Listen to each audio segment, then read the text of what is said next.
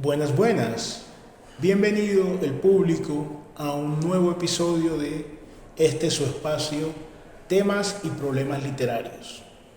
Si bien en el capítulo anterior se abordó de una manera un poco procaz, adrede y también de una forma puramente panorámica el aspecto de la democratización de la literatura como problema. En esta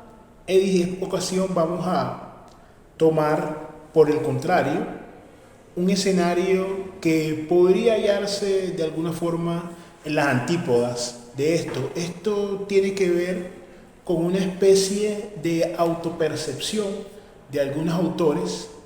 desde la cual ellos se hallan en un punto, por así decirlo,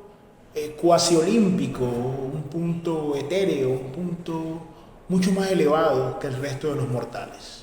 Es decir, si en la ocasión anterior hacíamos referencia,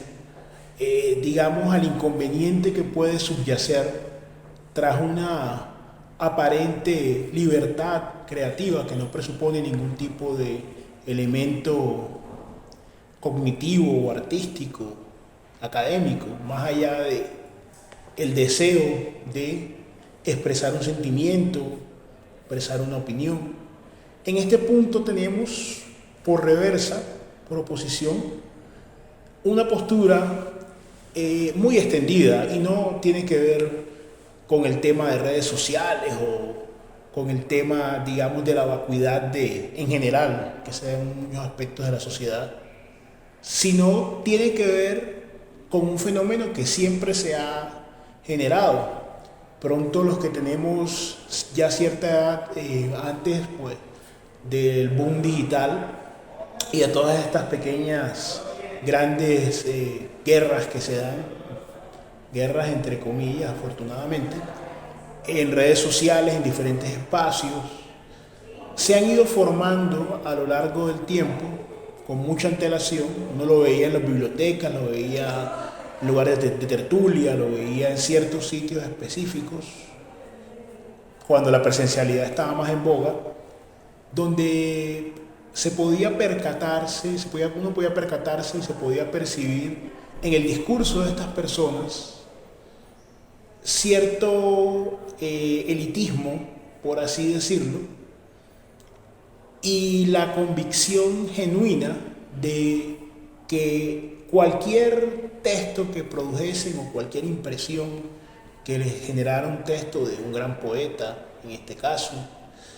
de por sí ya tenía un valor, digamos, supremo. Vamos a orientarnos en un pequeño comentario pues, que realicé hace un par de años, que dice lo siguiente: en un acto de misticismo literario, muchos escritores, y sobre todo poetas, han tratado de cimentar la tesis según la cual su mundo es del todo distinto al de las personas comunes, como si estuviera formado por una materia más sublime y menos densa. Pero los elementos del universo de la obra son los mismos que otorgan a todos la cotidianidad, la cultura y las vivencias. La diferencia, entonces, no estriba solo en la sustancia, sino en las conexiones que establece el artista con la misma y el modo como la reconoce y la logra reconducir a nuevos cauces en el ámbito de su quehacer. Lo que se plantea aquí puede vivirse de una manera didáctica en varios aspectos. Por principio, la convicción, la creencia de una supuesta existencia por encima de la media, que no tendría ya que ver con la técnica en sí de la creación poética, que yo cuando menos comparto que debe sí diferenciarse a un nivel estético, lingüístico, a un nivel simbólico, intelectual, por supuesto. El poema de un texto de molde cualquiera, una receta de cocina, una invitación de impresa pues a consumir los productos de un mercadillo, etcétera. Pero esa es una situación que se ve de orden formal y material dentro del texto, pero el asumir por fuera de los textos, es decir, por pertenecer a una determinada comunidad, llámese taller literario, llámese grupo creativo, désele el nombre que se le quiera denominar, que per se por esa condición ya se vive una existencia muy alejada de lo mundano, muy alejada de lo banal, peca o de una tremenda ingenuidad o, por supuesto, un gran ego. Muchas veces eso se da en conjunción. La materia literaria, por supuesto, y de hecho grandes escritores se han quejado de eso, a diferencia de lo que sucede con otras artes, por ejemplo la pintura, la música, la materia literaria, el lenguaje como tal, más allá de la refinación, de la depuración, sublimación dirían los freudianos, que realiza el autor, es la misma materia. Ojo, materia prima, es la misma materia que se usa en el lenguaje común. En ese orden de ideas, es el ejercicio creativo, la aptitud, la habilidad que tenga el artista, el escritor o el poeta concretamente, lo que depura, lo que limpia, lo que magnifica ese lenguaje, lo que transforma el carbón en diamante, usar una expresión trillada. Pero no es la sola pertenencia a esta clase de grupos, la sola interpretación de esta superioridad. Evidentemente existe muchos poemas que son vivenciales donde sin embargo se hacen de una manera elevada, pero el poeta no se deslinda de la realidad, la usa como materia prima. Inicialmente también podría devenir un poco de ahí, entre los más académicos de estos grupos, inicialmente la poesía estaba imbrincada, estaba entretejida con otros elementos religiosos, elementos de tipo social, jerárquico. Se usaba la poesía, inclusive de alguna forma histórica, para narrar los textos, las grandes hazañas de los héroes, de los dioses de la antigüedad, y se usaban las formas poéticas para ello. El poeta entonces era no solamente un individuo, digámoslo, a diferencia de por hoy, que estaba con un papel no tan preponderante en la sociedad, sino que por el contrario, y en muchas culturas, no hablemos o no nos limitemos al universo mental de Occidente. En diferentes culturas, por ejemplo, en muchas de las tribus africanas existe la figura del griot, inclusive hoy por hoy. Eso ha sido declarado, esa forma de patrimonio oral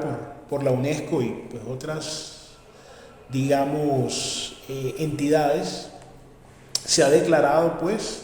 esta práctica de transmisión oral, pero el griot no solamente era un negociador, no solamente era un historiador, sino que también, de hecho, porque aún existen, de hecho es un poeta, y es un poeta que por regla general viene pues cuando recita, digamos, una información, lo hace acompañado con músicos, lo hace frente a la comunidad, y es una figura de respeto. Lógicamente, porque en estos pueblos africanos tradicionales la noción de la literatura y de la escritura, eso lo desarrollaremos más adelante porque realmente es un mundo aparte, ¿cierto? Una cosmovisión aparte, pero digamos que en el entramado de esas sociedades, evidentemente, rescatando la figura del griot, es un elemento fundamental porque la memoria es puramente oral, y estas personas